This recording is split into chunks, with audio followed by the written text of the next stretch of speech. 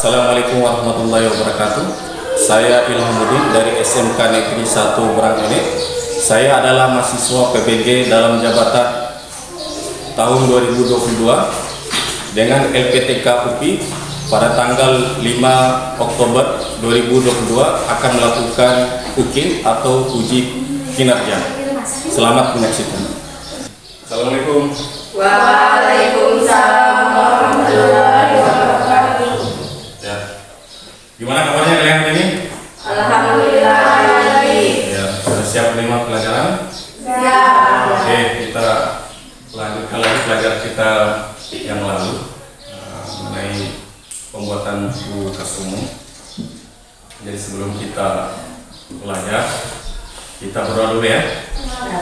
Haikal, tolong pimpin doa. Teman-teman, sebelum kita mulai pembelajaran kita pada pagi hari ini, mari kita berdoa. Berdoa mulai.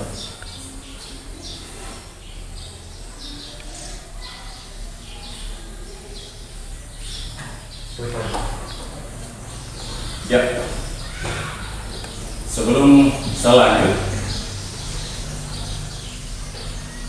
ini siapa dulu ya? Siapa yang udah hadir hari ini? Ada semua ya. Oke. Jadi kita buka lagi pelajaran kita dengan mengucapkan Bismillahirrahmanirrahim. Bismillahirrahmanirrahim. Oke.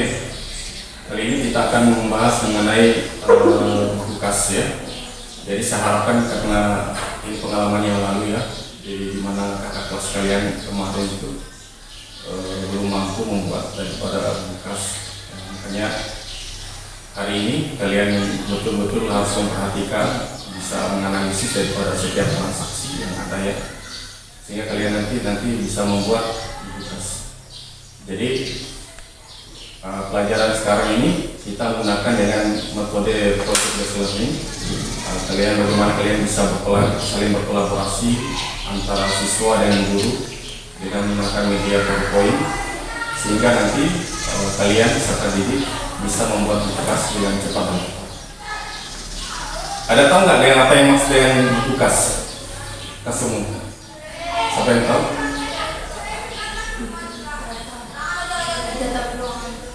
Apa? Data keuangan. Ada yang lain? Iya apa? Apa? Buku kas umum itu suatu buku yang menunjukkan transaksi pengeluaran dan pemasukan keuangan. Oke. Ada yang lain? Jadi gini, jadi kas umum itu adalah buku yang dimana dicatat semua pengeluaran dan pemasukan keuangan suatu instansi. Jadi semua instansi itu pasti ada namanya pendanaan. Dia pasti ada namanya pendanaan, kemudian apapun itu baik swasta maupun dalam dunia pemerintahan itu ada namanya pasti pengeluaran dan pemasukan atau masalah keuangan pasti ada. Jadi kenapa harus dicatat? Ya, kenapa harus dicatat? Karena nanti perusahaan itu tahu. Jadi anggaran yang disiapkan itu kemana saja disalurkan, dialihkan kemana saja, bagian-bagian mana saja. Ya. Kalau di dalam pemerintahan itu ada namanya APBN. Nanti APBN itu akan diberikan kepada kementerian, kemudian ke pemerintahan daerah, semua akan diberikan. Dan semua itu harus dipertanggungjawabkan. Rp1 pun harus dipertanggungjawabkan. Siapa tahu yang lembaga yang mengawasi keuangan? Pengawas keuangan ya, ada namanya BPK, ada KPK. Kalau itu tingkat nasional, kalau dalam skala daerah itu ada namanya inspektorat. Nah, jadi ada pengawasan itu namanya pengawasan yang bersifat internal, yaitu misalnya bawahan antara bawahan dengan atasan. Jadi otomatis kalau misalnya bendahara itu diawasi oleh kepala dinas atau kepala kantor istilahnya kan, pasti diawasi kemana saja sih anggaran dana itu, kemana saja uang yang diberikan itu, kemana saja ya, kemudian itu harus dilaporkan. Jadi awal daripada pencatatan itu ya, laporan keuangan itu adalah awalnya itu adalah buku kas umum. ya buku kas umum pasti dicatat semua di situ. Ya, berapa yang dia terima, berapa uang yang ada di bank, yang disimpan di bank itu berapa, kemudian berapa pengeluarannya, apa saja itemnya, pasti di situ ada tanggalnya, buktinya seperti apa. Ya. Jadi kenapa harus pakai bukti? Jadi kalau yang ada bukti itu akan tahu, kelihatan. Misalnya dia beli barang dari toko mana, dia beli barang kan? Toko mana dia beli barang, siapa yang memilih toko, siapa yang tanda tangan, kan ada di situ di bukti. Misalnya ada kegiatan, ya, misalnya perjalanan dinas atau kegiatan-kegiatan, siapa saja yang panitianya akan tertera di situ. Siapa saja penerima uang, ya, akan tertera semua. Itu akan dilaporkan dan pasti itu akan diperiksa penggunaannya. Jadi kalau kamu salah mencatat, ya, di situ ada selisih segala macam itu, ya, pasti kamu akan dimintai pertanggungjawaban. Ya. Contohnya ada teman saya itu yang kerja di inspektorat, jadi dia melakukan penanganan di kantor-kantor di sekolah. Jadi pasti dia analisis, oh kemana semua aliran dana itu kemana saja. Ya, nanti akan diperiksa, itu kan ada perjalanan dinasnya. Kalau dia memang mencurigakan tidak sesuai, nah, karena pernah terjadi di situ dicatat itu melakukan perjalanan dinas ke ke kantor dinas pendidikan hari Sabtu. Ya kan hari Sabtu kan ditutup, ya, otomatis di situ dia ada kesalahan ya di situ. Makanya kalau setelah dihitung-hitung itu ada sekitar 8 juta. Jadi 8 juta itu harus dikembalikan. Nah, pernah saya tanya, kenapa enggak istilahnya enggak dipidanakan? Karena itu kan pelanggaran ya, ketahuan bohongnya kan. Kalau kami ini enggak seperti itu, enggak seperti kayak KPK itu. Jadi kalau yang ada pelanggaran dikembalikan, kalau dia yang sudah kembalikan itu sudah masih peringatan lah. Kalau KPK itu enggak. Ya. Tapi pada awalnya itu yang kalau dia mencuri miliaran, mencuri korupsi istilahnya. Istilah sebenarnya mencuri sebenarnya, cuma diperhalus jadi korupsi. Nah, makanya dari awal daripada pencatatan ini, semua kegiatan itu adalah di semua. Kalau ada kesalahan di sini, ya, kesalahan di pencatatan itu, maka itu akan terjadi kesalahan sampai kepada laporan keuangan pada akhir laporan keuangan.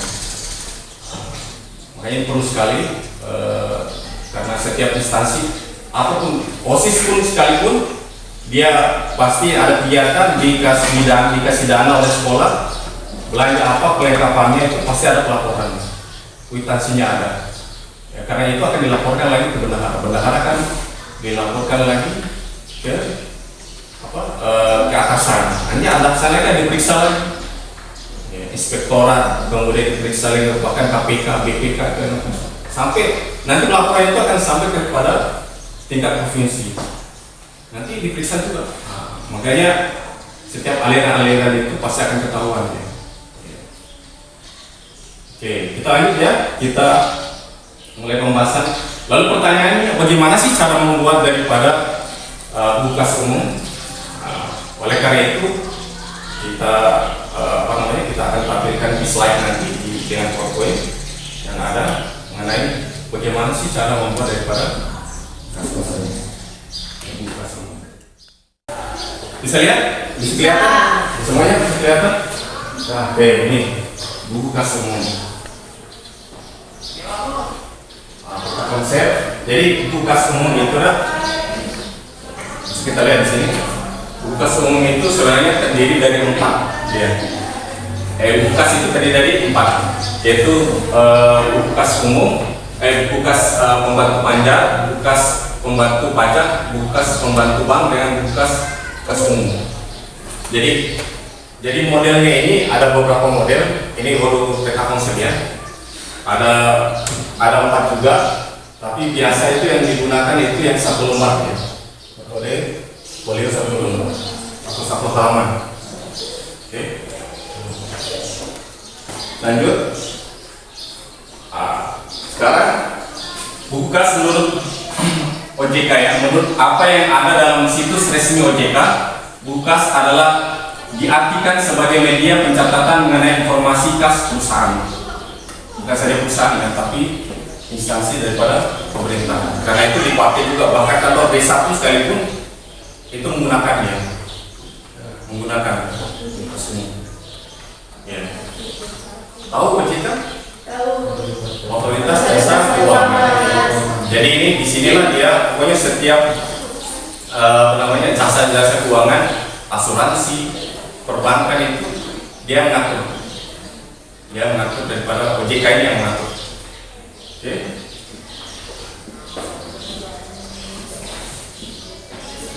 Ya. Ini buku kas terdiri dari yang pertama buku kas umum, buku kas pembantu bank, buku kas pembantu pajak, dengan buku kas pembantu pajak.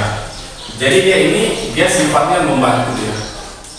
Dia sifatnya membantu. Jadi semua transaksi yang tercatat di sini juga tercatat. Ya hanya membantu saja.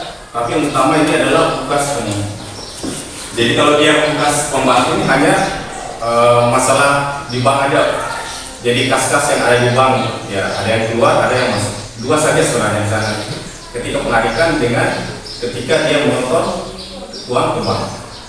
Kemudian pembantu pajak hanya sekedar untuk masang pajak saja. Ada nama pajak penghasilan. Biasanya semua pendapatan sekarang yang ada itu pajak penghasilan segala macam. Coba baca, Masa. Pengertian buku kas umum. Buku kas umum adalah buku yang mencatat semua transaksi keuangan, baik uang masuk maupun uang keluar. Kegunaannya ialah untuk memantau data keluar masuknya dana atau uang dalam perusahaan. Anda akan lebih mudah melakukan kontrol, analisa, penyesuaian, dan juga identifikasi terkait alokasi maupun sumber keuangan dengan buku ini. Ya, jadi semuanya itu akan dicatat di sini. Setiap transaksi itu akan dicatat di buku kas umum, baik pemasukan dengan pengeluaran. Jadi biasanya kalau kantor-kantor itu baik di pemerintahan itu kan biasanya dari APBD dengan APBN dan bisa penerimaan itu kemudian di situ akan dicatat. Kalau beda antara perusahaan dengan pemerintahan. Kalau pemerintahan dia itu memberikan bersifat pelayanan kepada masyarakat. Kalau perusahaan itu dia sifatnya mencari keuntungan ya. Pada umumnya kalau dia pemerintahan itu, jadi ada anggaran dari pemerintah itu dia habiskan untuk memberi pelayanan kepada masyarakat. Contoh, kalau di sekolah ini kan biasanya itu kan diberi kita dana BOS ya, dana BOS. Jadi setiap siswa itu kepala itu dihitung 1,5 juta. Nggak tahu sekarang sudah naik atau tidak. Jadi diberikan satu siswa itu makin banyak siswanya, makin banyak juga ongkosnya. Ya kemudian dipotong pajak. Ya dipotong pajak. Nanti pajaknya akan dihitung di tadi buku kas pajak, pembantu pajak. Ya. Di samping itu nanti tetap dicatat di buku kas umum. Ya. Jadi bersifat pelayanan dia berikan bagaimana uang ini untuk membiayai daripada kegiatan pembelajaran kalau di sekolah, kalau dana BOS. Ya, kalau di usaha itu bagaimana uang dia keluarkan itu memproduksi barang, kemudian barang itu dijual. Ya, laku, dapat untung dia dari setiap barang yang dijual. Itu kalau perusahaan. Itu bedanya. Lanjut. Nah, ini ada metodologi kas umum itu ada metodologi yang satu halaman. Yang satu halaman itu ada namanya kredit dengan debit, jadi satu ya. Kalau yang 2 halaman, metode folio 2 halaman, yang satu dipakai untuk pemasukan, yang satu lagi halaman sebelah itu pengeluaran. Ini sudah jelaskan tadi. Kreditnya jadi satu halaman. Itu umum. Biasanya ini paling dipakai oleh perusahaan-perusahaan kecil atau perusahaan kecil menengah ya, karena dia itu lebih mudah dalam penggunaannya, kemudian menganalisis itu lebih mudah karena dia ini kan tidak kompleks ya, kompleks. Kalau perusahaan besar itu kan kompleks dia transaksi keuangannya. Kalau perusahaan kecil dan menengah itu kan dia tidak terlalu sulit istilahnya. Oke.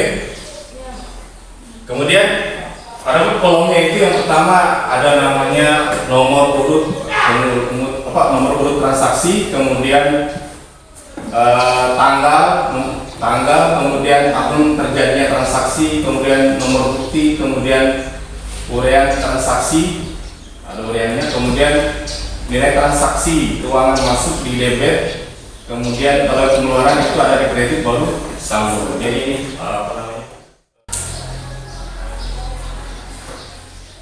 Kemudian ini contoh transaksinya. Yang pertama itu tanggal 1 Februari 2019, saldo saldo awalnya 52 juta. Jadi karena dia saldo, ini uraiannya tanggal, kemudian saldonya, kemudian uraiannya, kemudian saldo ini 50 juta. Kemudian transaksi yang kedua tanggal 3 Februari 2019 diterima bagi hasil BUMD untuk tahun buku 2019 sebesar 6 juta dengan bukti BKN nomor 36. Jadi BKN itu bukti kas masuk. Jadi buktinya, tanggalnya, kemudian bukti, kemudian diterima bagi hasil uraiannya ya BUMN. Kemudian karena dia penerimaan maka dia ada di debit. Jadi karena dia ini debit maka saldo ditambah debit, jadi 58 juta. Kemudian transaksi yang ketiga tanggal 5 Februari 2019 dibeli 10 kotak nasi untuk konsumsi tamu sebesar 25.000 per kotak. Ini per kotak ya, 25.000 per kotak, berarti dikali 10 jadi 250 dengan nomor nota 26. Di sini tanggal 5, kemudian nomor nota, kemudian uraian beli 10 kotak nasi. Karena dia keluar berarti ada di kredit. Karena ini kredit dikurangi, saldo yang ini 58 juta dikurangi 250.000. Kemudian tanggal 6 Februari 2019 disetor ke rekening kas desa yang ada di bank. Yang ada di bank ya, karena dia setor uang yang ada di kas ke bank dari sebesar 15 juta. Jadi dia itu pengeluaran ya, bagi kas umum itu pengeluaran. Tapi kalau di buku pembantu pajak itu pemasukan, karena dia hanya memindahkan uang yang ada di bendahara ke rekening bank desa yang ada di bank NTB ya. Karena dia ini keluar, jadi dikurangi saldo yang ini, dikurangi ini jadi 42.750.000. Sampai di sini ada yang bertanya? Ada kesulitan? Tidak ada Pak. Ada yang bertanya? Devina? Haikal? Lalu? Nah ya. Sekarang saya bagi kelompok ya. Bagi kelompok, jadi yang ini jadi kelompok 1, kemudian kelompok 2, kelompok 3. Nanti saya bagikan ke KPD, kalian membuat mengisi daripada buku kas umum ya, dengan transaksi yang ada di LKPD. Sudah ada langkah-langkahnya, kalian bisa ngisi. Jadi waktu ini saya kasih 20 menit ya. Saya bagikan ya.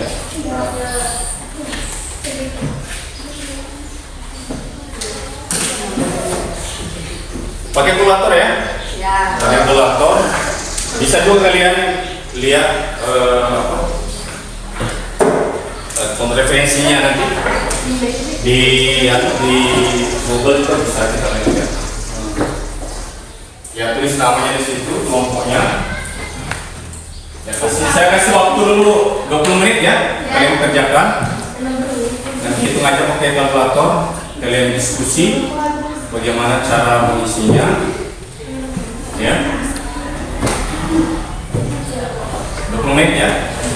Jadi kalian bisa juga lihat referensinya, referensi yang ada di internet juga bisa dengan HP kalian. Ya.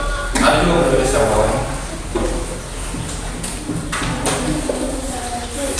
Bisa kalian lihat udah di buku bagaimana cara mengisinya. Mana? Lihat kan? Sini aja ya. Memang keseluruhan loh. Memang harus memakai ya. Jadi ini ada di sini. Oke, kalian kerjakan ya. Ya, Pak. Buka yang P. Oke. Tanggal 5 Januari 2020. Ayo baca dulu supaya bisa dengar, supaya bisa kalian. Diterima hasil sekolah tanah desa untuk tahun 2019.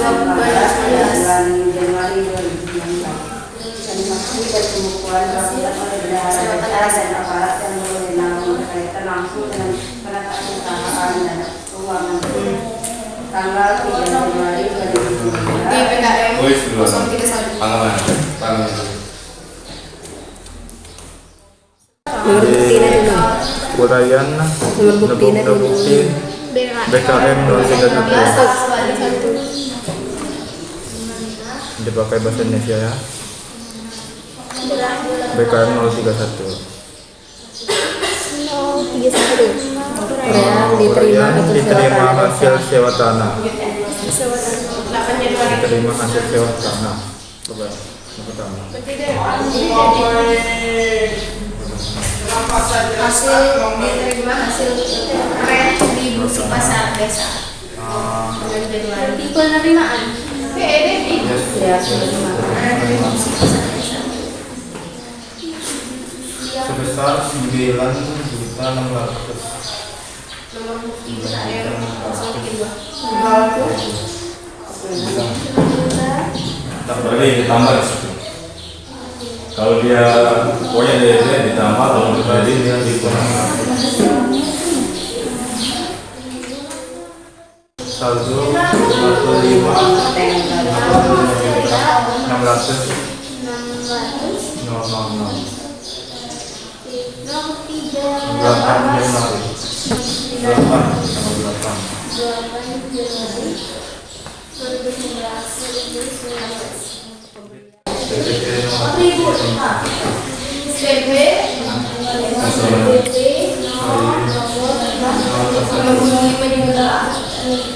kemudian alat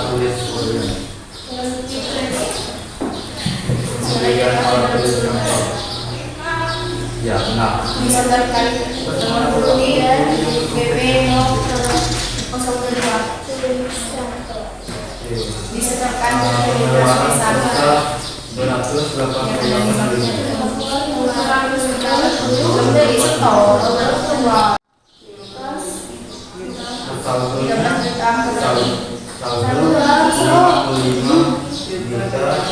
yang ada di bank.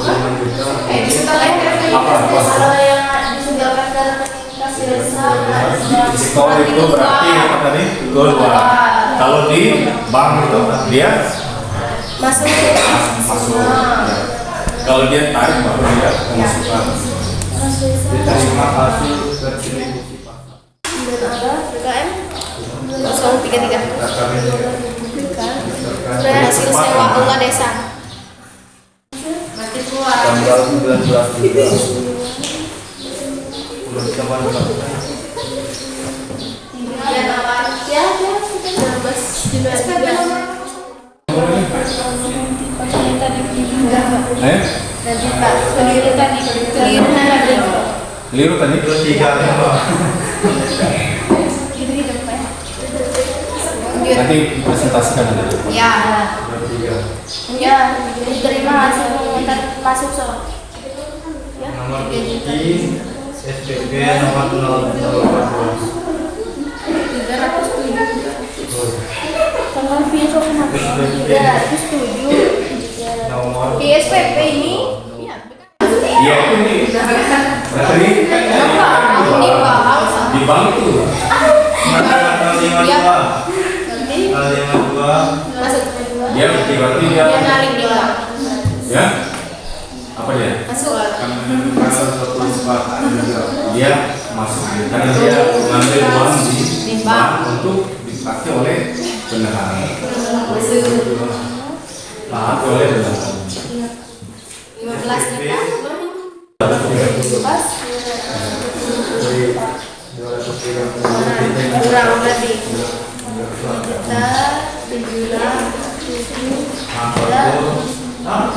Tiga. 8 juta 822 biar ada cowok 4909 kan?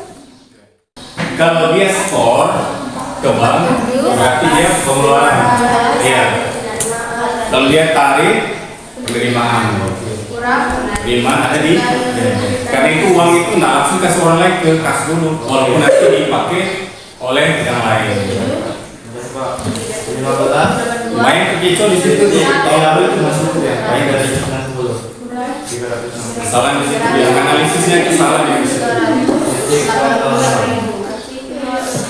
berapa ini saldonya 64 Kan di stok rekening masuk, ya keluar, kemudian pembelian keluar, diterima hasil pungutan keluar, masuk, kemudian pembelian keluar, ditarik uang yang masuk 64 juta penuh sepasnya. Coba saya lihat dulu kamu. Oke, kumpulkan kerjanya dulu. Sudah selesai waktunya. Sudah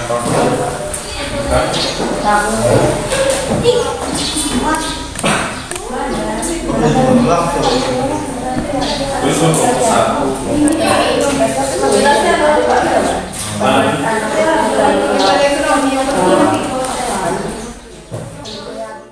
ya Pak Jadi untuk lihat daripada jawaban kalian ini, apa kerjaan kalian, hasil pekerjaan kalian, maka kalian presentasi depannya. Nanti saya buka jawaban yang sudah benar, nanti baca soalnya, kemudian yang satu membaca soal, yang satu menjelaskan transaksinya ya, yang ada di sini, dan disesuaikan nanti dengan jawaban yang ada di slide. Oke? Assalamualaikum warahmatullahi wabarakatuh. Kami dari kelompok 1 akan mempresentasikan hasil kerja kelompok kami tentang buku perhitungan. Sebelum itu saya akan memperkenalkan teman-teman kelompok saya. Dengan saya sendiri Dini Mardianti, dan di sebelah kanan saya Mahmud Asita, di sebelah kanan Marta Tiara Citra, dan di sebelah kiri saya Putri Marta Italia. Kita langsung saja ke transaksi. Berikut transaksi yang terjadi. Tanggal 3 Januari 2019, saldo awal 46 juta rupiah. Berdasarkan tabel tanggal 3 Januari 2019, saldo awal kita isi pada tabel saldo sebesar 46 juta rupiah. Tanggal 5 Januari 2019 diterima hasil sewa tanah desa untuk tahun 2019 sebesar Rp9.600.000 dengan nomor bukti BKM 031. Tanggal 5 Januari 2019 nomor bukti diisi pada tanggal nomor bukti BKM 031. Kemudian diisi di tabel uraian diterima hasil sewa tanah desa. Karena diterima berarti pemasukan diletakkan pada tabel debit yaitu 9.600.000. Jadi saldo awal 46 juta ditambah dengan 9.600.000 jadi 55.600.000.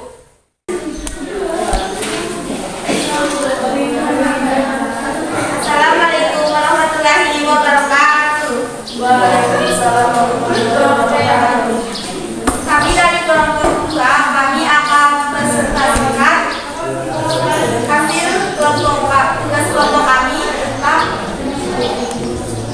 buku gas umum.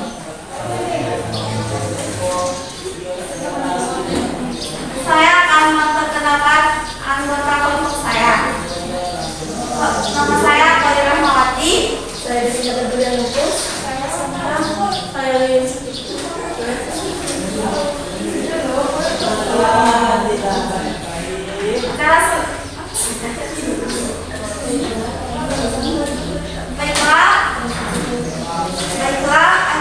transaksi selanjutnya akan dibacakan oleh teman saya.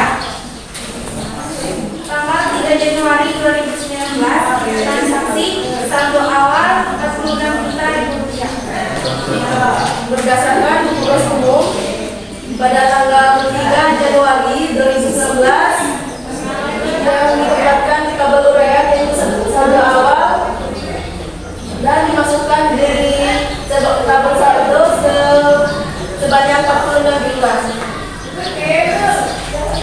Tanggal 5 Januari 2019, diterima hasil sewa tanah desa untuk tahun 2019 sebesar Rp9.600.000 dengan nomor bukti PKM 031. Tanggal 5 Januari 2016 pada tabel nomor bukti BKM 031 uraian hasil sewa tanah diterima hasil sewa tanah maka ditempatkan di tabel penerima hasil sebanyak 9.600.000 dan sisa saldo 46 juta ditambah dengan 9.600 hasilnya 25.600. Assalamualaikum warahmatullahi wabarakatuh. Warahmatullahi wabarakatuh. Perkenalkan, kami dari kelompok 3 akan mempresentasikan hasil kerja kelompok kami. Sebelum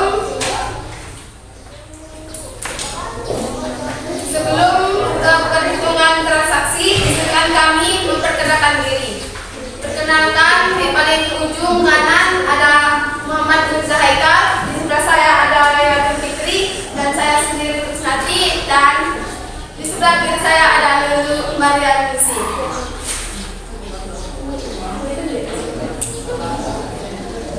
Untuk pembacaan transaksi akan dibacakan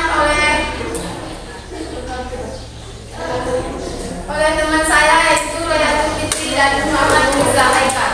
Kepada mereka dipersilakan. Tanggal 3 Januari 2019, transaksi saldo awal 46 juta rupiah.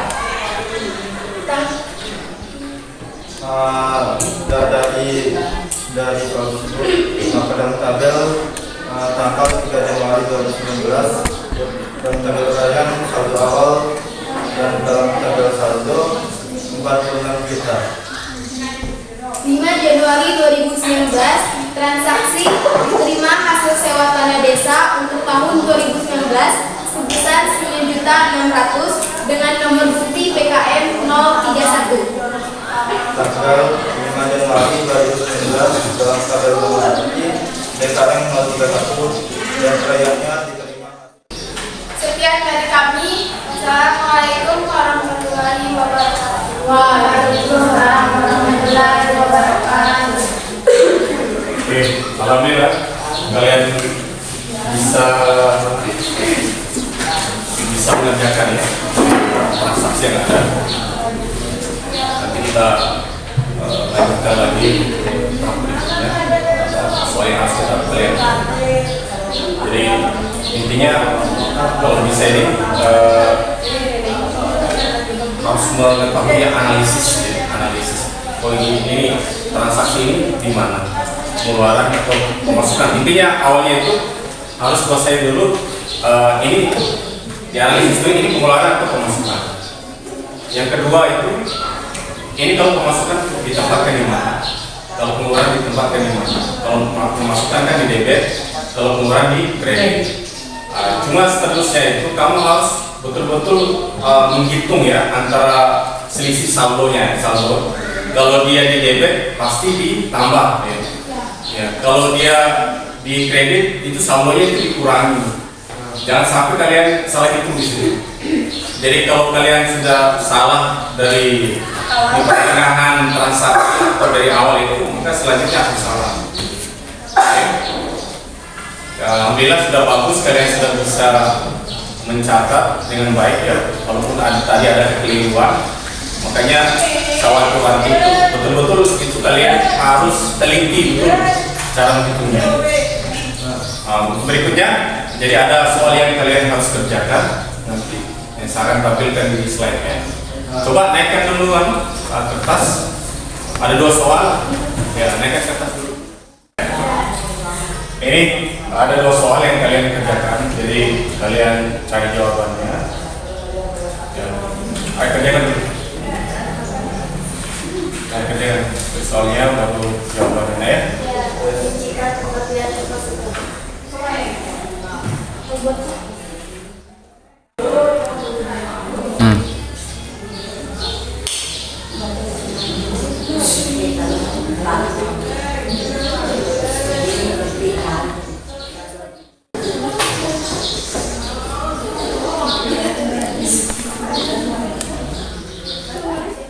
Tolong di kerjaannya. Boleh sini aja.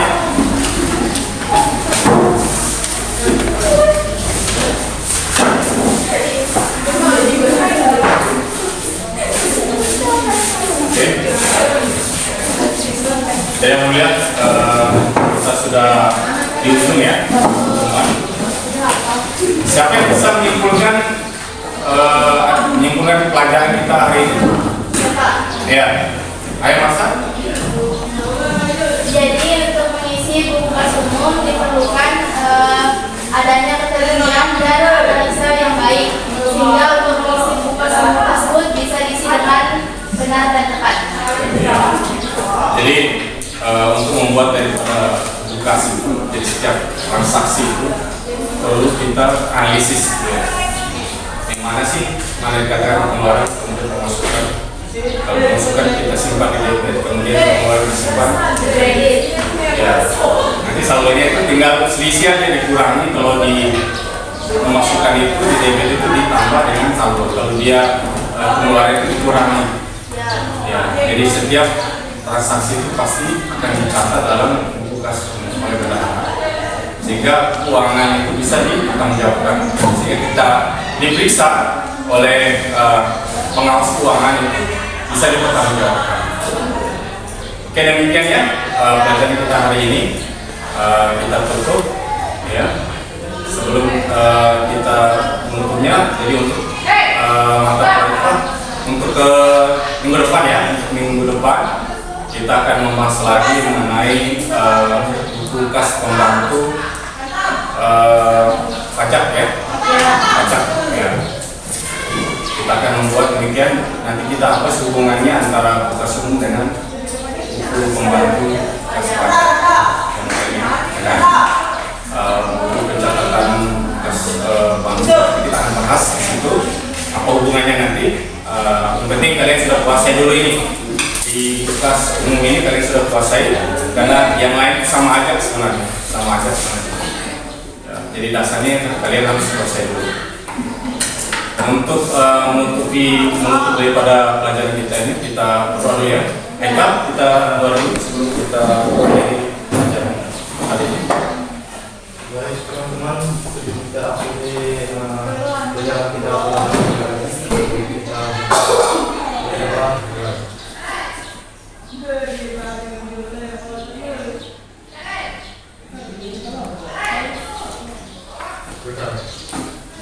Oke, kita tutup pelajaran kita dengan ucapkan alhamdulillah. Alhamdulillah. Demikian ya. Assalamualaikum warahmatullahi wabarakatuh.